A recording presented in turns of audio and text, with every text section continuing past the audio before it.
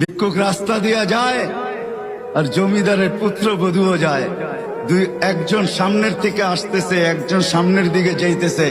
দুইজনের ক্রসিং এর সময় ভিক্ষুকের গায়ের কাদা জমিদারের পুত্রবধূর গায়ে লেগে গেছে।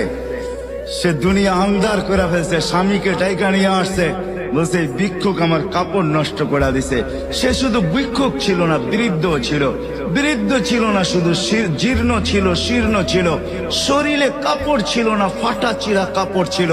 পায়ে জুতা ছিল না, পেটে ভাত ছিল না। জমিদারের পুত্র সইতে পারে নাই, যৌবনী শক্তি সয় তো সয় কি কইরা।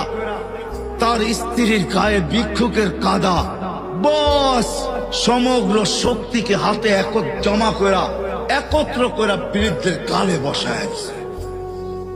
বৃদ্ধ কিচ্ছু বলে নাই, শুধু উপরের দিকে তাকায় দুই তিনটা শব্দ উচ্চারণ করছেন। শব্দগুলা হলো ইয়া মাল্লা